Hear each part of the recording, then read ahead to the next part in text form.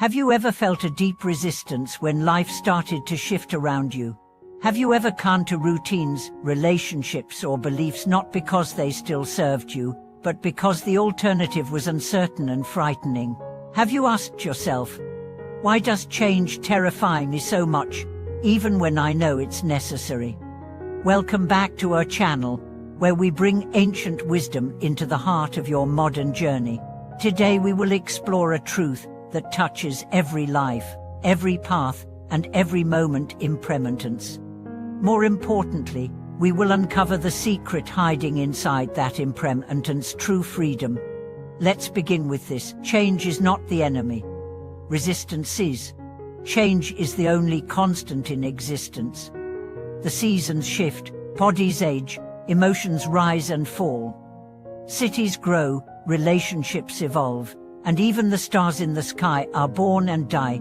Yet we live much of our lives pretending that permanence is possible. We fight reality itself, and in doing so, we suffer. The Buddha taught that the root of suffering is attachment. And what is attachment if not the refusal to accept change? We attach to people, to identities, to outcomes, as if they are fixed. But when they inevitably shift, we feel betrayed not by them, but by our own illusions.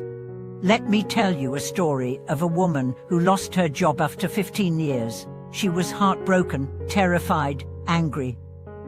For weeks, she spiraled into fear. Who am I without this role? She asked.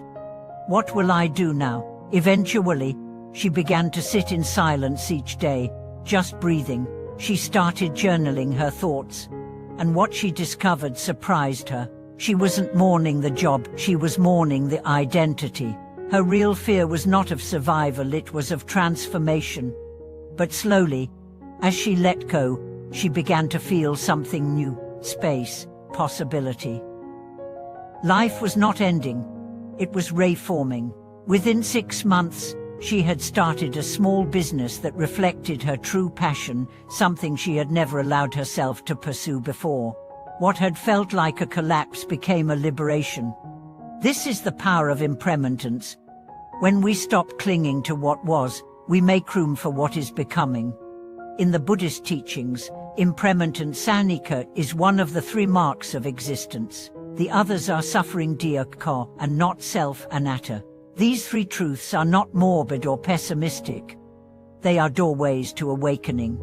Everything changes, everything. And when you deeply accept this, you stop demanding that the world conform to your desires. You become aligned with life, not in resistance to it. Dilgoke Iensia Aponchi said, if we are not mindful of death and impermanence, then no matter how wonderful our intentions, our practice will remain superficial. Why? Because when you forget that everything passes, you become complacent. You waste time. You live from fear. But when you remember impermanence, your life becomes vibrant, urgent, meaningful. Let's reflect on nature. A flower blooms in spring, radiant and fragrant. Then it wilts, falls, and returns to the soul. Would you say the flower failed? Oh, it fulfilled its nature. Why then do we believe that our value lies in preservation? Isn't it far more beautiful to participate fully in each stage of becoming? Change is not loss. It is movement. Movement toward new expressions, new insight, new life. The tree does not cling to its leaves in autumn. It lets them go so that it may rest and bloom again. Letting go is hard because we confuse it with giving up, but to let go is to make a sacred choice, to release the illusion of control and trust the wisdom of unfolding. A teacher once said, if you want to know peace, embrace uncertainty. That sounds paradoxical, doesn't it? But look at your own life. The most powerful transformations usually began with uncertainty, moving cities, starting or ending relationships, facing illness, changing careers. You did not know what would happen, but you stepped forward, and on the other side, you grew. What if instead of fearing change, we prepared for it? What if we treated every ending not as punishment but as invitation? Try this. Next time something changes, your plans fall through, a conversation shifts, a dream dissolves. Pause. Take a breath. Say to yourself, this is impermanence. This is life. Notice how that changes your response. Notice how, even in discomfort, there is a quiet wisdom. There is a Tibetan practice called meditation on death. Practitioners visualize the moment of dying not to be morbid, but to deepen their appreciation of now. When you remember that everything is fleeting, you become more present, more grateful, less entangled in trivialities. One man shared that he began this practice after a health scare.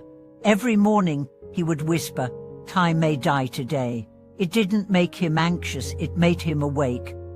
He hugged his children more. He argued less. He gave his full attention to his work. Life became a poem, not a checklist. Impermanence reminds us that nothing is owned. Not your body, not your partner, not your reputation. You are the witness, the participant, but not the possessor. This awareness humbles you. It softens you. It teaches you to love fully, knowing that love may not last in the form you expect, but that doesn't diminish its beauty. Some of the deepest pain people carry is grief. The death of a loved one, the end of a chapter. Grief is not a sign of failure. It is the cost of having loved something transient, but grief too is impermanent. It will change, it will shape you. And in time, it may become gratitude. You don't escape change by pretending it's not there. You escape suffering by flowing with it. The greatest gift you can give yourself is not permanence but presence. Right now, as you listen, notice your breath. It enters, it leaves. That is change.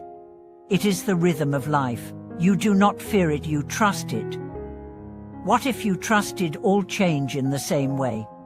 When you truly embrace impermanence, you begin to dance with life, not gripping, what dreading, but participating. You savor what is, knowing it will pass, and you bless what passes, knowing it made you more alive. Your relationships become less about ownership, more about presence. Your work becomes less about results, more about offering. Your life becomes less about certainty, more about wonder. So the next time life shifts, instead of asking, "Why is this happening to me?" ask, "What is life inviting me into now?" The answers may surprise you, they may scare you, but they will always point toward truth. Thank you for watching this video.